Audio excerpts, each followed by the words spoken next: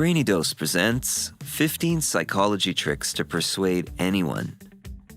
Persuasion is a very useful skill that comes in handy in so many circumstances. In fact, the art of persuasion is one of the most practical skills you could learn. Maybe you need to close an important sale or coax your boss into giving you a raise.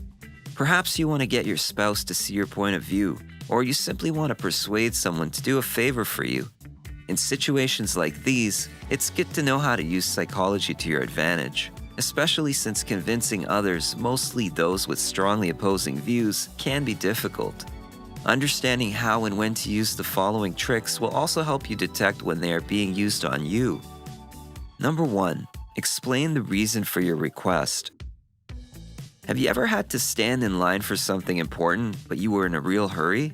Maybe you even tried to seek permission to cut in line, but it probably didn't work. You know, you could have increased your chances if you had given a compelling reason.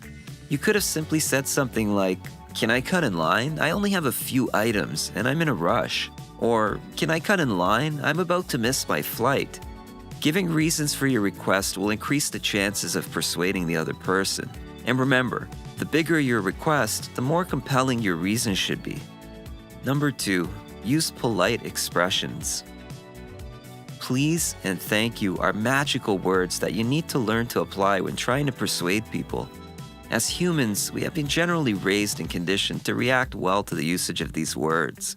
We are more open to requests than instructions. After all, no one likes to be ordered around. A smiling face and a please can work wonders. So use polite expressions whenever you're trying to persuade someone to do something.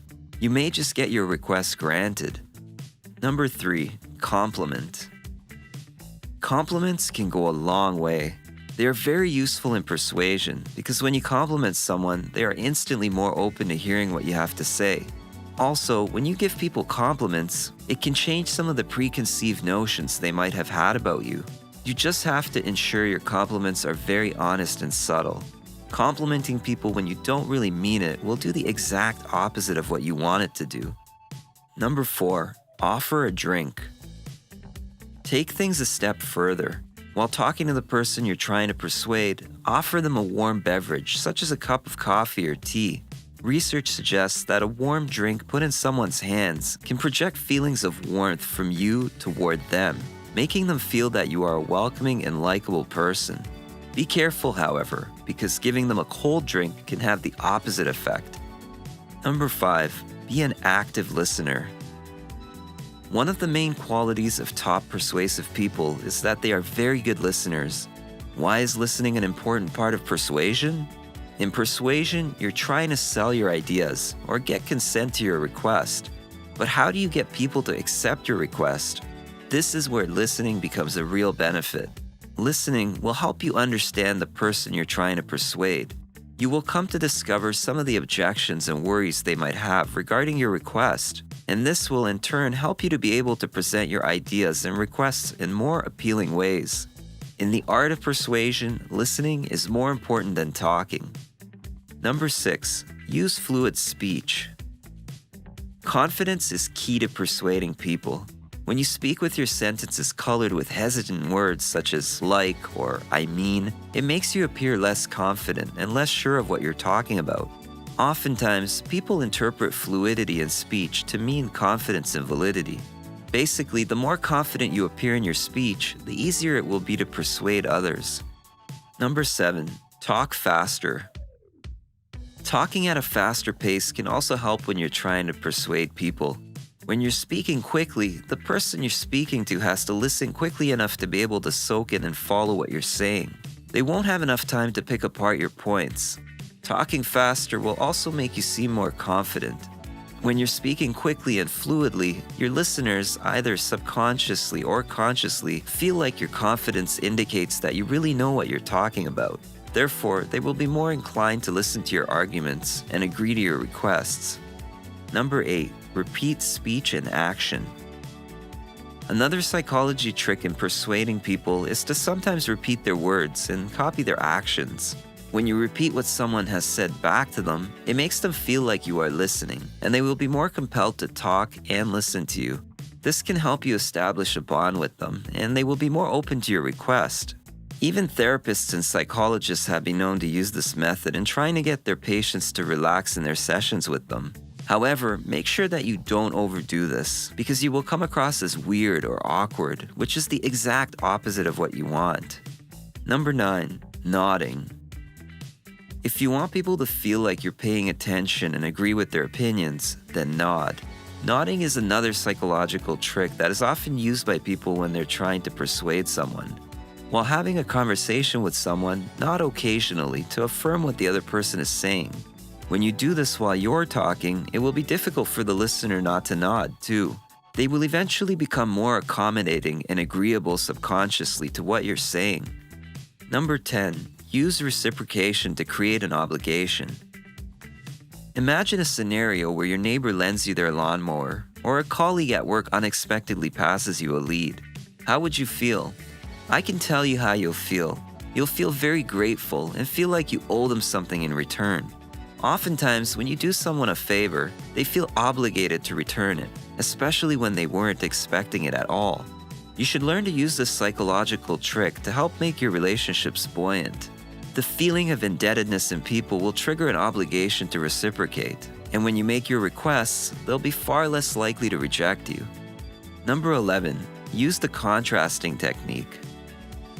The contrasting technique is a very effective tool that is commonly used in bargaining. What is it all about? The contrasting technique is mainly a method in which you make demands which are much higher than what you actually want, and then you gradually bargain back down to what you really desired. This method works on people because of the huge contrast between the first demand and the bargain one. In the other person's mind, they think the much lower price is relatively more ideal. Number 12. Use timing to your advantage. Another key trick is learning to use timing to your advantage. If you study people closely, you will discover that some people tend to be more agreeable when they are mentally fatigued. Whenever you have a request that someone might not quickly consent to, watch the person closely and make the request just after they've done a mentally daunting task. Even if you don't get their response immediately, you will at least be able to get the person to listen to your demands. You should note that there is no guarantee though. The success of this technique actually depends on the person, but trying never hurts. Number 13. Use balanced arguments. Best concepts often have flaws in them, even if very minimal. While many people think the best way to persuade others to buy an idea or perspective is to focus on all the positives and totally avoid all the negatives, research has proven otherwise. It is actually proven that presenting a balanced argument is the best way to convince someone. Don't completely focus on the positives of your ideas and ignore the negatives. Some people will see it as deceptive if you don't talk about the obvious negatives that might come with your plans. Even if they can't find any flaws, they will feel your ideas are too good to be true and try to avoid having anything to do with it. It is easier to persuade people when you present both sides of an argument. They tend to deem you more trustworthy and will likely be more open to what you have to say. When someone trusts you, they are much easier to persuade. Number 14. Use congruence to obtain a wanted outcome. In your pursuit of the desired response, you can get people to act even before they make up their minds. Let's assume you are out with a friend and you want to watch a movie at the cinema, but your friend is not sure if they want to go. Here's what you can do. Start moving toward the cinema as your friend is trying to decide what to do. They will be more likely to agree with you and go see the movie. This is the same method salespeople apply when closing a deal. Because handshakes are often attached to cementing deals, a salesperson will shake your hand while you're trying to make up your mind. By doing this, they are more likely to close the deal. Number 15. The power of repetition. The power of repetition should never be understated or underrated. I'm sure you know a song that you didn't like the first time you heard, but eventually it grew on you after hearing it multiple times. This is how powerful repetition can be. Our brains like patterns and repetition in establishing familiarity. Many times, we like ideas and plans better after we have been repeatedly exposed to them. Whatever idea or argument you're trying to sell, the crucial information should be repeated in different ways over the course of your conversation. You shouldn't repeat them more than 3 times though, because saying the same thing too often can make the person resistant to it. Too much of anything is bad. Persuasion is key to getting others to agree to your requests, but you should know where to draw the line. There is persuasion and there is manipulation. They are both vastly different concepts. Good intentions are always the mindset behind persuasion, while manipulation always has bad intentions. A manipulator does not respect boundaries. He or she will do anything to get someone to agree with them, even if they have to lie. When lies and half-truths are involved, you've crossed boundaries into manipulation, and nothing good ever comes from that. So be sure to keep this in mind if you decide to use any of these psychological tricks. Have you ever used these tricks before? Or have you noticed others using them on you in order to get you to do something? Let us know in the comments below. If you enjoyed this video, give it a thumbs up and share it with your friends. It really helps us out. For more videos like this, hit the subscribe button. And remember to click on the notification bell so when we post a video, you get notified. Thanks for watching.